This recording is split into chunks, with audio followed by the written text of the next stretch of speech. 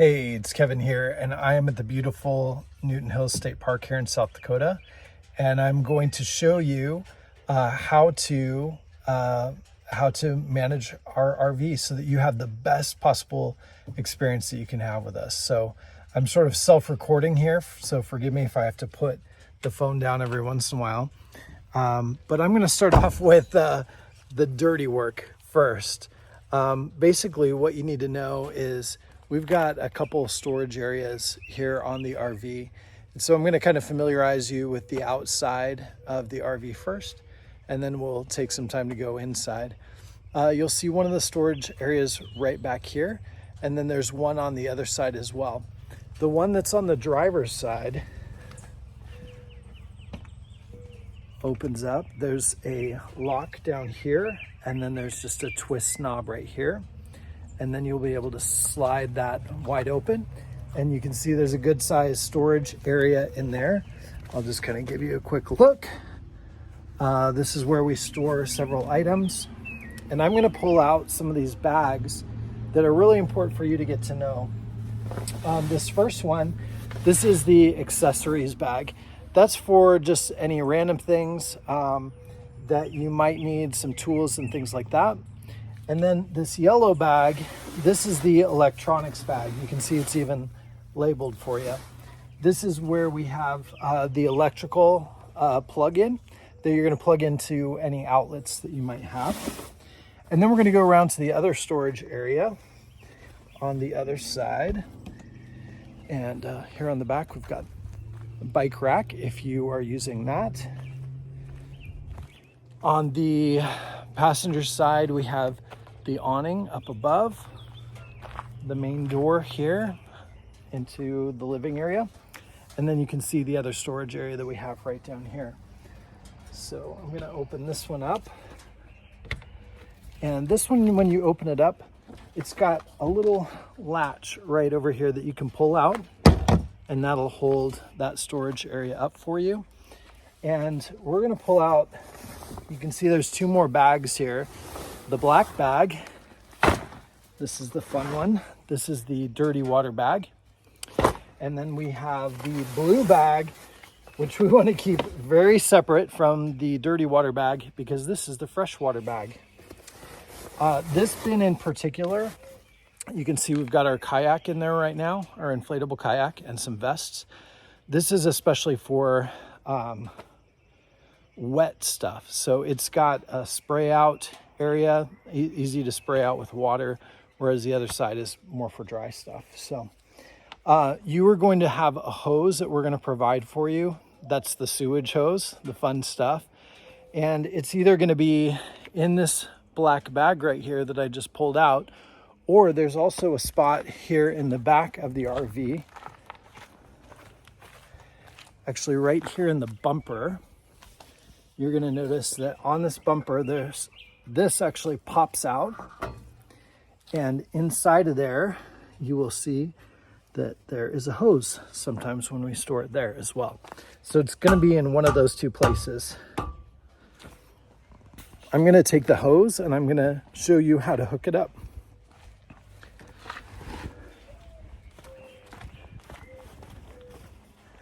In an RV is kind of like a small house, portable house, essentially. So when you think about it, you've got all the things that you have in your house, your electric, your plumbing. So there is a black water line and a gray water line. And then of course there's fresh water as well. Gray water is for things like, when you wash dishes, when you take a shower, water that's a little bit cleaner than the black water. The black water is going to be your sewage from when you go to the bathroom and use the toilet. So it's important to keep those lines very, very distinct. And also we have separate hoses. One is blue, that's only for fresh water. One is gray, and that's only for dirty water. So just be aware of that. Also, when you're at a dump station, like I am right now, you'll notice that there's often water This says water for flushing and cleaning purposes only, do not drink. So that's non-potable water. On the other end, that they're trying to keep as far away from this one as possible, is the drinkable water down there. The sewage hole is going to be here by the dirty water. So you can see it right there. Sometimes they have a cap. This one does not have a cap. And so we're going to put our hose from the RV right into that hole right there. And I'll show you how to do that here in just a minute. First of all, I'm on the driver's side again. And you're going to notice that right below the storage tank the storage that I showed you earlier, there's going to be some stickers here. One says sewer outlet connection. The other says wastewater holding tank. This is your black water. This is your gray water. And you'll notice that down here, there's a pipe. They both come out the same pipe, but there's two handles. This handle is a gray handle for your gray water. This handle back here is a black handle for your black water. What we're gonna do is we're gonna hook up the hose here, run it down to that hole right there, and then we're gonna pull the black water lever once we've got it fully connected, the black water connection first, and drain that. And then we're gonna come back and we're going to close the black water handle. We're gonna open the gray water handle right here and release all of the gray water. So I'll do that here in just a minute. All right, so I've got my gloves on to keep myself as clean as possible. And you can see that I have my hose hooked up right here. I'll be able to see the drainage. And then there's another connection piece that was in the black bag that I connected here to the end. That's kind of a piece like that, sort of a cone shaped. So it fits down in there nicely. Sometimes you can twist it and it'll stick in a little bit better. Other times you can see they have rocks here for you. And then again, I've got it connected right here. You'll see that you can make sure that it's fitted really tight on there. You can see kind of the orange and the black and kind of where they twist together. So now I'm going to go ahead and I'm going to start with the black, and I'm going to pull this handle right here, and then I'm just going to let it drain. And I will watch down at that clear area to make sure that it is draining and that it's draining properly. Once I'm done with that, I'm going to push that in like that. I'm going to pull my gray lever right here, and I'm going to drain the gray water.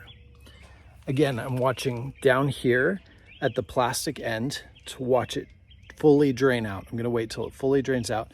You do want to make sure that your hose is always at a downhill angle. If it's not, we actually do have a tool in the storage that you can kind of lay your hose on to make sure that it is kind of on a downhill slope. Once you're done with that, you can disconnect the hose. You're going to rinse it out with the non-potable water, the non-drinkable water. And then we have some caps that you can use in the black bag where you can cap the ends of the hose just so that nothing leaks out of them. All right, now here I am at the other end of the dump site. So I've done my sewage stuff over there. Now I'm at the fresh water. This is the drinking water. Again, pay close attention. Do not use the wrong thing in the wrong place. We have here at the front of the RV, of the motorhome, you're gonna see two things that are related to fresh water. One is called the city water connection. That's if you're at an RV site and you have a water connection at the RV site.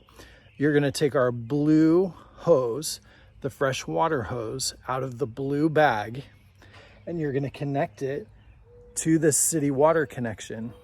On one end, you're gonna notice that we have a special pressure nozzle, and you wanna make sure that that pressure nozzle is on there. Sometimes we have an added water filter.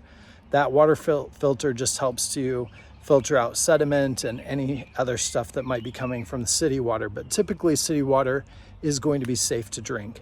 I like to let it run a little bit before I use it in case it's just been, you know, sitting stagnant for a little bit if somebody else hasn't used it prior to you. Otherwise, you're gonna connect the hose just like you would any sort of hose, garden hose in your yard, but it's the blue freshwater hose. You're gonna connect it right here to the city water connection. And then the other end of it, you're gonna connect to the city water hookup, which often looks like this right here. It's usually this type of a spigot, and you're gonna lift up the handle, and that line is gonna be connected, like I said. Actually, I can do it here with this one. So you can see I'm taking the end of the line, just gonna connect it right there. And then once I have it connected, I can turn on the handle at that pump and I'm getting fresh city water. As long as you're sitting and not driving at an RV campground, you can keep that city water connection connected. If you have the city water connected, you're not using the fresh water that's sitting in the tank, and that can be reserved for later. So it's benefit to have that fresh city water there. However, you'll see that right next to that, if you don't have city water, or you're not going to have it for a while, there's also the fresh water tank. And this is where you fill up that tank. Again, you're gonna take your blue hose, or in this case, they have the white hose.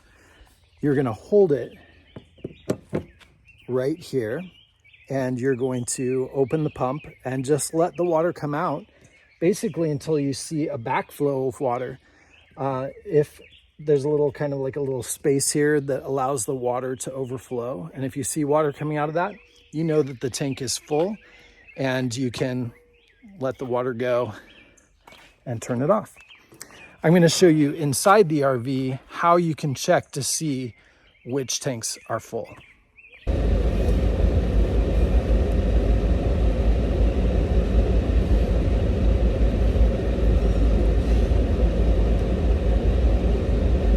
All right, I just backed into my campsite, and before you back into your campsite, actually before you go anywhere in the RV, you want to make sure you're going into a place that you can get out of. And a friend of mine told me that a long time ago, and that's really saved me from a lot of potentially terrible situations where I wasn't necessarily looking before I entered a spot. I always look, and I always make sure there's an out before I go in. Because obviously driving an RV is a lot different experience than driving a car. I just backed into my spot, and the nice thing is here in front of me I have a camera that lets me look back. But in addition to the camera, I'm also looking in my side mirrors on both sides, and I'm checking that I know that I'm aware of kind of where I'm at in space. The RV is about maybe 9 feet wide, 11 feet high.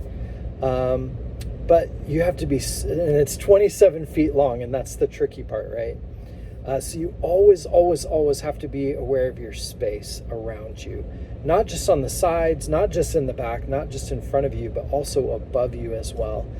We go to a lot of places where there are a lot of trees, national parks and state parks and things like that. So always be aware. Also, before you drive, you're always going to check a couple things. One is that you have no hookups connected, fuel, electric, water, any of that. It's all disconnected. Number two, you're going to make sure that all of your things are stored and locked. I always do a pass all the way around the RV before I pull out to go anywhere. Even if I've just stopped at a parking lot temporarily, I always do a double check on everything before I take off. The other thing is you want to secure everything that's inside of your vehicle. I can guarantee you that there's going to be something inside of your vehicle that goes flying. It's always the case. Unfortunately, we do our best to make sure that everything is secured. I always tell my kids, hey, go do one last pass and check everything. There's almost always something that we miss. Usually it's the soap and the shampoo in the shower.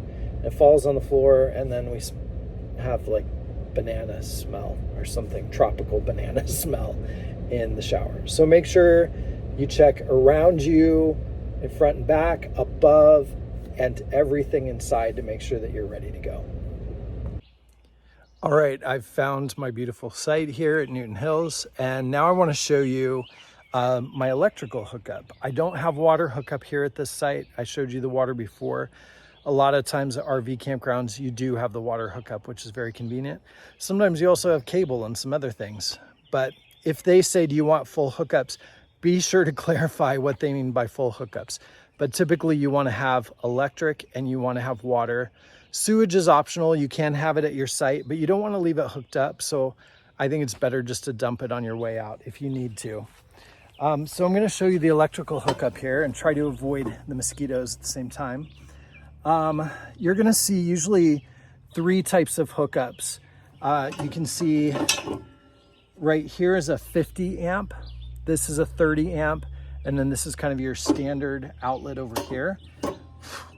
With our RV, you're going to use the 30 amp, which is usually the one in the middle. You'll notice that our electric cable has a very specific set of, I don't know what you call them there, shapes.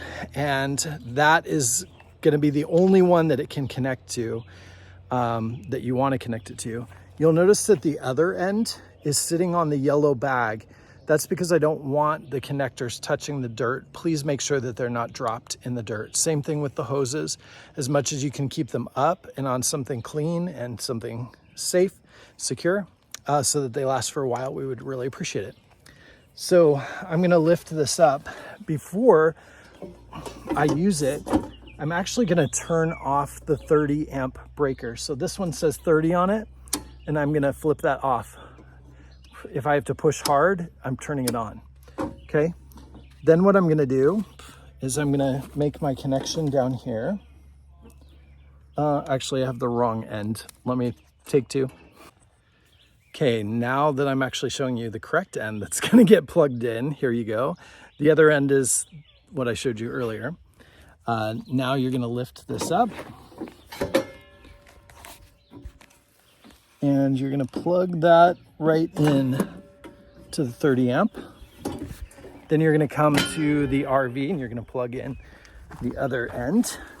Again, most of the plugs are on the driver's side, including the fuel. It just helps to remember that. Here's the electric. It says 30 amp, 125 volts on it. I'm gonna flip that up. I'm gonna plug that in there. And I'm gonna give it a little twist, just a slight one. And then that twists on right there. All right. Now, what I'm gonna listen for when I turn the breaker back on is any air or the microwave inside. The lights might already be on because the lights run by the battery. So you can't guarantee that the lights mean that they're on. So I'm gonna flip that on. And I can hear the AC already going on the top of the RV. So I know I've done the right thing, which is great. But I'm also gonna go in here and I'm gonna see that the microwave lights are on, the red lights here. And that also is an indicator that it's on. Right inside of the door, and I know this is the first that I've shown you the inside, right inside the door here, as you're coming in the RV, is your panel.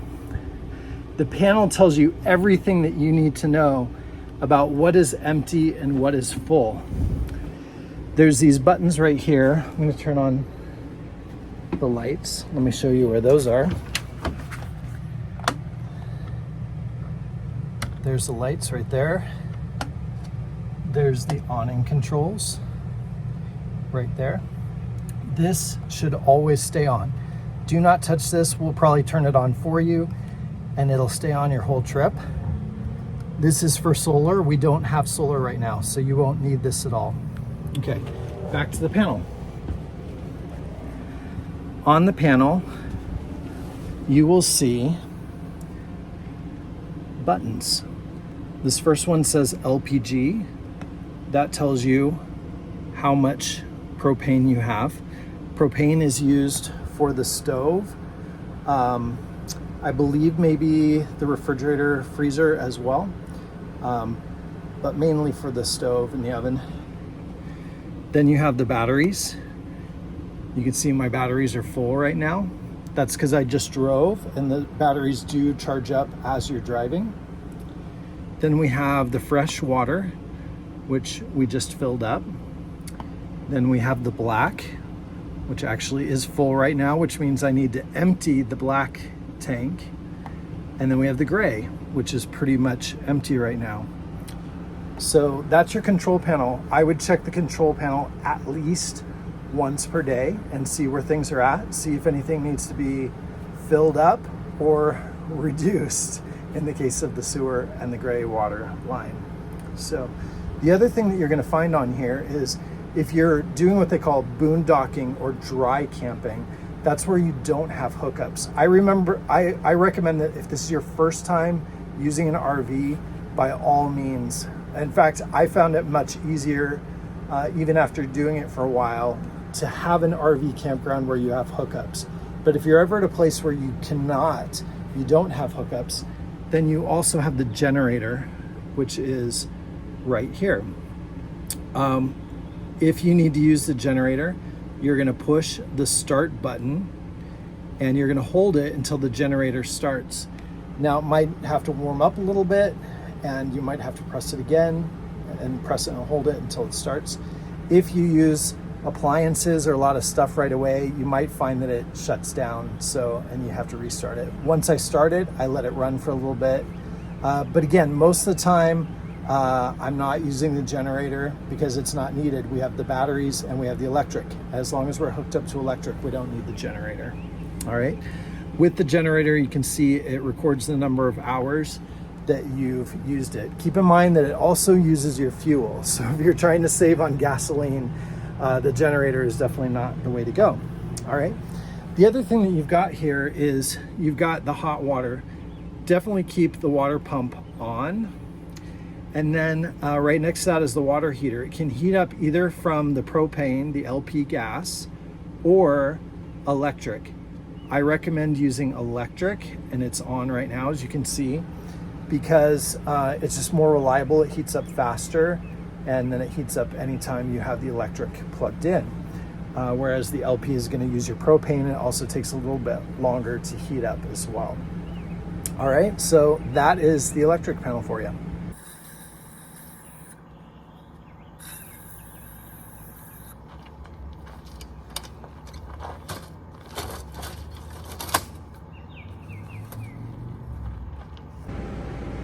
Once you've sort of settled in a little bit, then you might want to get ready for some outdoor adventures and activities. The nice thing about our RV is it does have an awning, and so you can pull that out. Just make sure with the awning, the key is to never use it when it's super windy outside. And the thing about the outdoors is you realize that it can get windy at any time. So just make sure you're keeping an eye on the weather if you're using the awning. If you are using it, pull it out. If you're not using it, go ahead and bring it in so that you don't end up having any trouble with the awning. The awning controls are right inside the door, right near the main switch for lights. You'll see that they're labeled awning right here. This one and this one. So I'm going to turn the awning on first, and then I can let it out by pressing this button right here. Sorry, pressing down. You can see as I do that, the awning is starting to go out above me. Now I want to let it out until the flap is hanging down.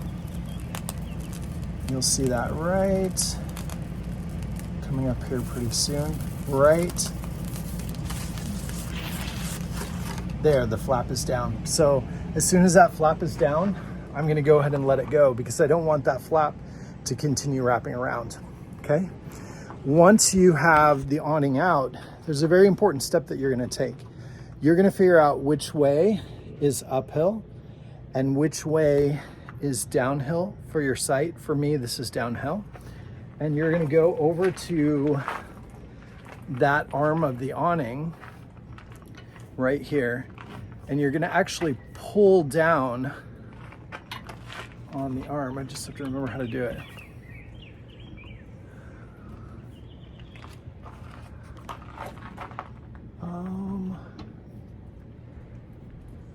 There we go. All right, you're gonna pull down on this arm of the awning right here. So it was straight like this. If you're OCD, it's gonna drive you nuts. But what's gonna happen is you're gonna pull it down. It's gonna bring this side of the awning down. And the reason why that's important is because if it starts raining, you don't want that water to just sit on the top of the awning there. You want it to actually drain off, and it's gonna drain in the direction of the arm that you have lowered down.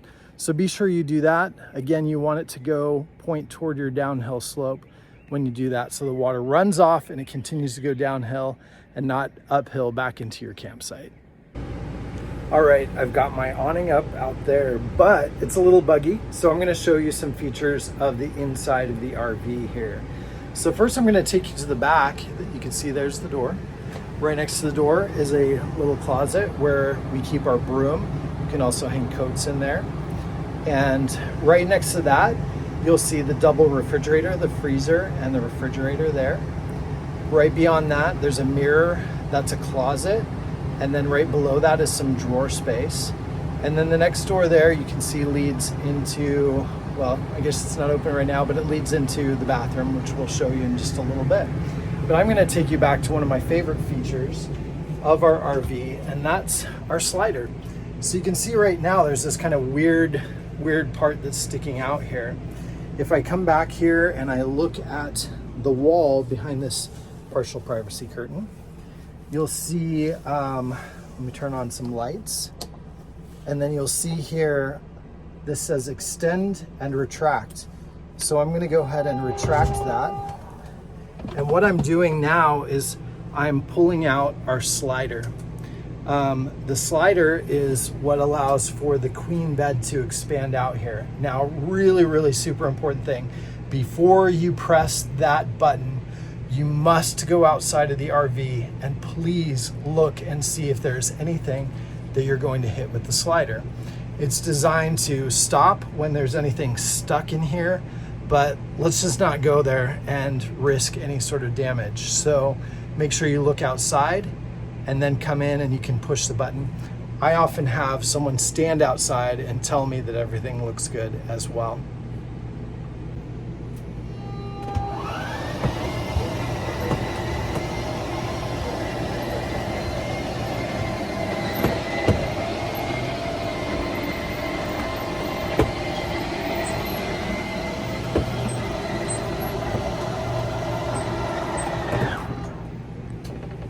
All right, I've pushed it until it stops. And now I am going to unfold the bed. I love this bed, it's super comfortable. If I can get it out of there. All right, there we have it. And now it's ready for me to get set up. You can see I've got a blanket there, a pillow, bedspread, sheets, that kind of thing. Also, I want to note that there's a couple things here next to the queen bed that are super helpful. One is an outlet if you need it. The outlet only works if you're connected to electric or the generator is on. And then you also have USB ports to charge your phones at night. On the other side, you've got some outlets as well, right here. And then you've also got an auxiliary, some people call it a cigarette lighter. It's not for cigarettes here because you can't smoke in the RV. But if you have a CPAP machine or something like that, that allows you to plug it in there. You can also see that there's a lot of storage over the queen bed. I would encourage you to use that for any clothing or those kind of items. Bedding will likely be up there as well. And then right here next to the controls, you'll see that there is the thermostat. Again, the thermostat is going to run if you have electric hookup or the generator. It does not run on battery, so just be aware of that. Also, just be aware this isn't like your home thermostat. You might go, man, it's really warm in here and I've like cranked it all the way down. Don't crank it all the way down. The manufacturer says, you know, put it 10 degrees below the outside temperature, and that is probably what you're likely going to cool it to. We found though that at night, you know, most of the places that we've gone have been cooler at night, so we've been able to open up some of the vents. You can see one right up there.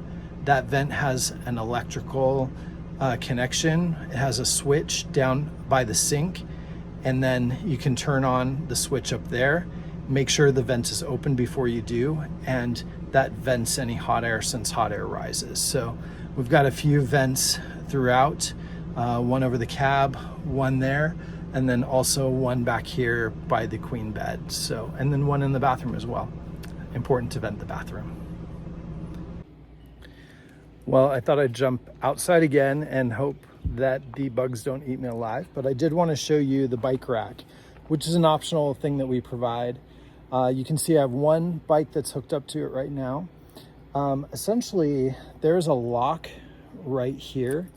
I have a key for it, and I can unlock. I'm sorry, right there's where it unlocks. Unlock and unhook that cable.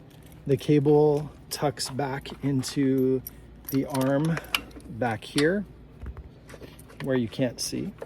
I can pull it and push it kind of back in there. Then your first bike is always going to have this strap that goes from your bike to around the tire so that the tire does not whip around. The challenge with RVs is we got an RV bike rack specifically, and that's because on normal bike racks that are built for cars, they're not set up for RVs, and they allow for a lot of bouncing. The back of the RV is going to bounce. In fact, the whole RV, it's like a house that bounces, right? And so there's a lot of wear and tear that can happen on bikes. So we got this one that has kind of an anti-sway feature and really locks bikes in tight. And so you're gonna see there are these straps right here. You push in on the side buttons, and then when you do that, you can pull the straps out. All of the windows inside of the RV are very easy to use. There's a ledge. This even goes for the blinds. You just pull down on them, and that's it.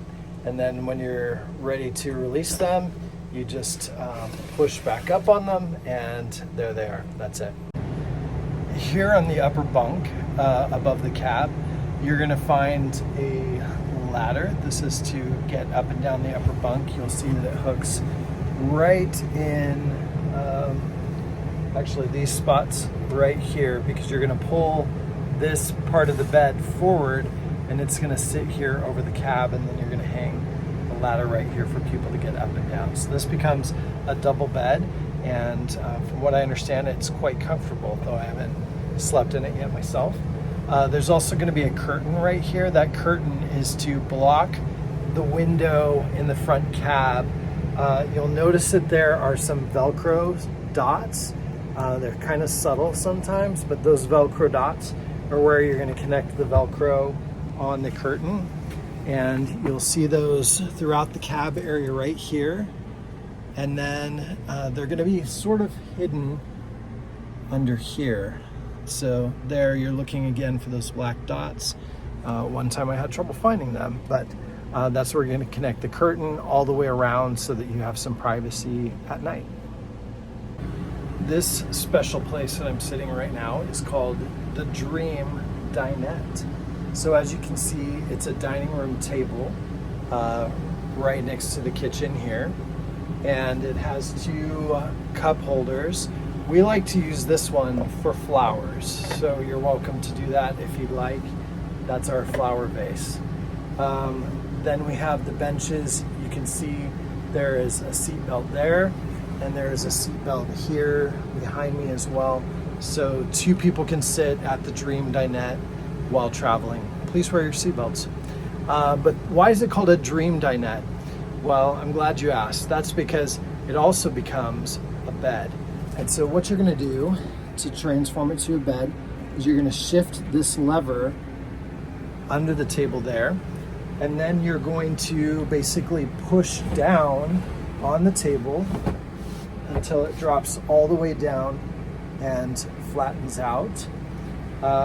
Then you can take the parts of the sofa, like this back seat, off like this, and this becomes basically your bed. Obviously you can take the seat belts out of there by lifting this up and pushing them through. I'm not going to do that right now. I guess I should take the base out. But you're going to go ahead and connect that there. You're going to do the same thing on this side with this seat.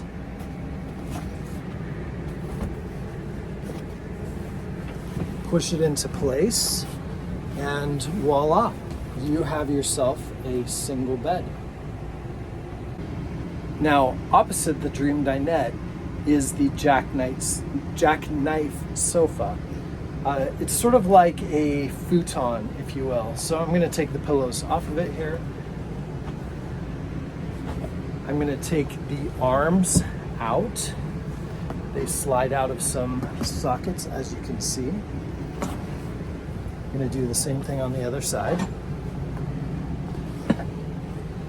And then I'm going to, I don't know if I can do this with one hand, lift up and also push back on the back at the same time. And I can lay that down, and voila, I have a single bed. Again, you can push the seat belts through. They don't need to be there while you're sleeping. Enjoy your sleep.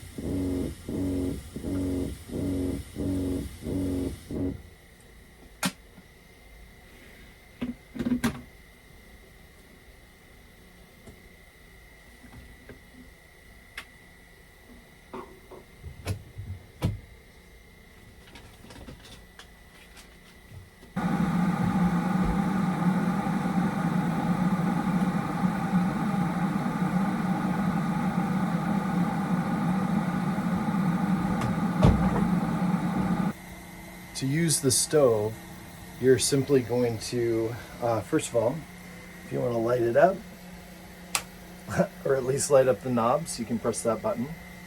Then you're going to flip up the glass, just folds and then it lifts up. And then you're going to select your burner, turn it to flame, and then this is what is going to ignite that flame, as you can see. It's the same with the other burners as well as the oven. Turn the oven, light the flame here, you should see the flame. To turn it off, well, first of all, change your temperature. To turn it off, just click it over to off position and the flame should go out. Okay, into the bathroom. You have your shower right here. Sometimes if I'm at a campground, I might consider still using the campground shower, just so I'm not using my fresh water.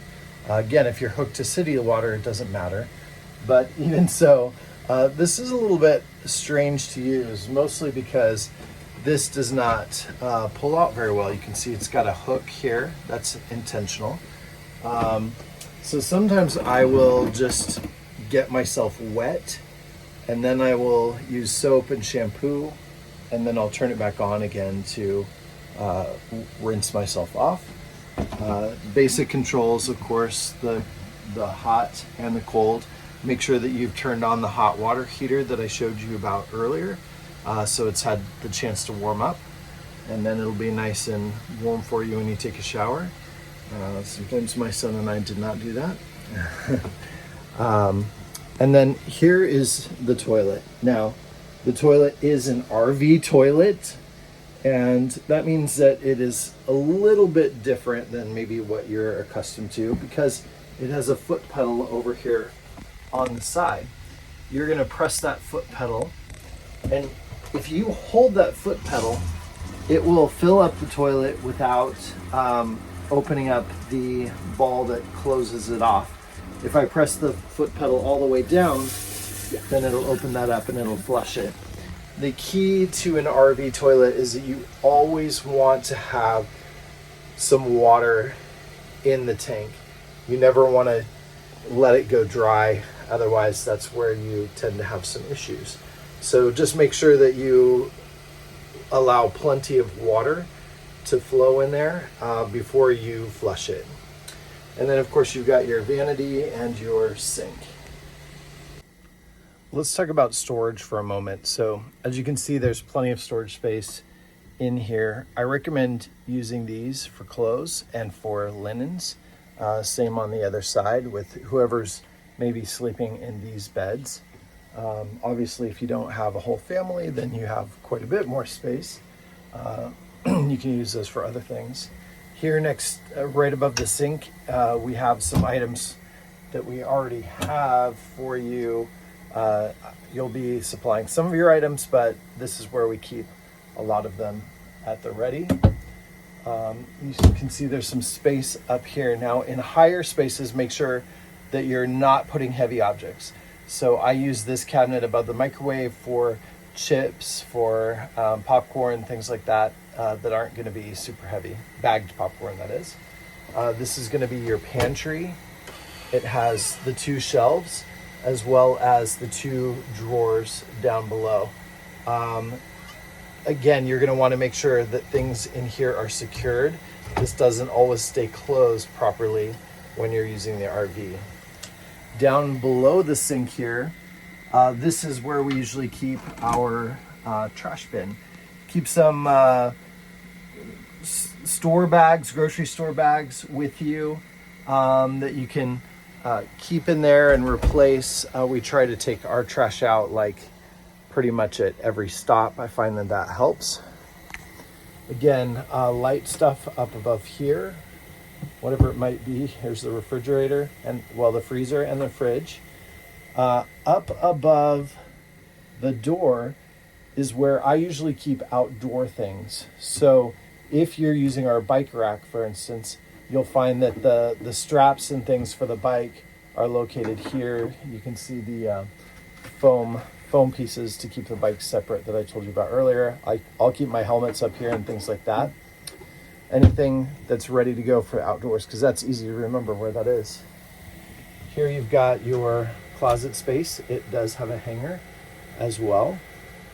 And then I mentioned before your drawer space down here that will allow you to keep, some clothing or whatever you find back there to be helpful. And then I mentioned before the storage above the queen bed. Now that's not super accessible when the queen bed is out. So again, I recommend maybe some linens and also some clothing up there is a good thing to store. When you bring the slider in, then it's very accessible. And then of course there's the storage outside the 2 bins I shared with you earlier. One other storage spot that I guess I should have shown is right inside of the door.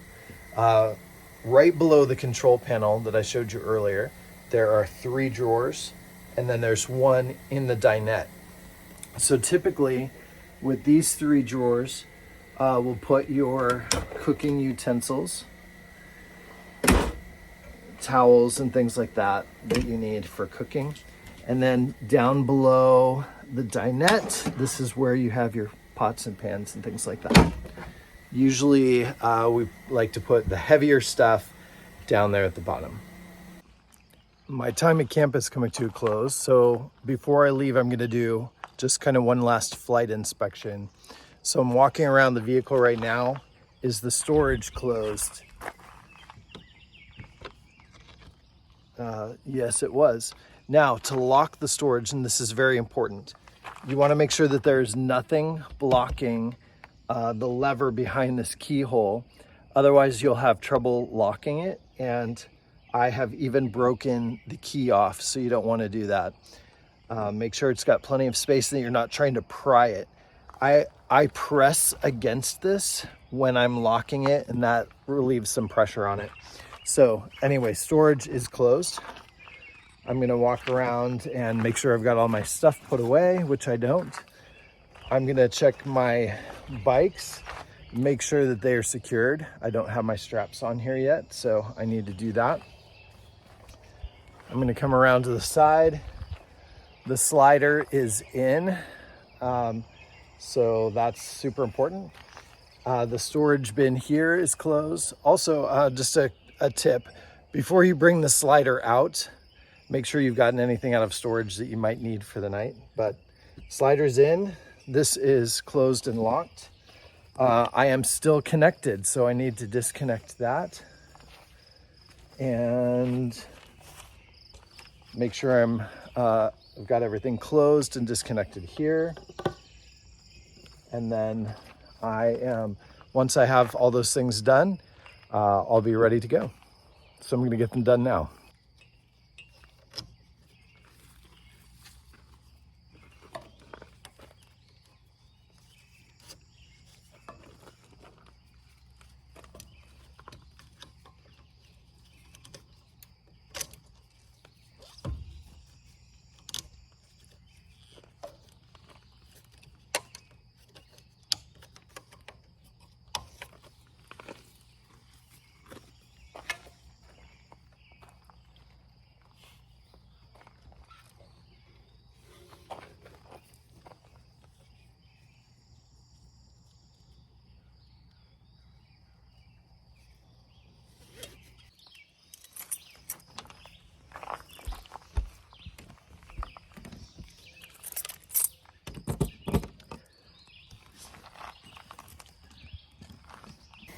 And finally, before I head out, I'm also making sure that the fans are off and the vents are completely closed. So you just turn this knob to close that vent. Then you can also turn the fans off under here. One of these is the fans, one of these is the lights.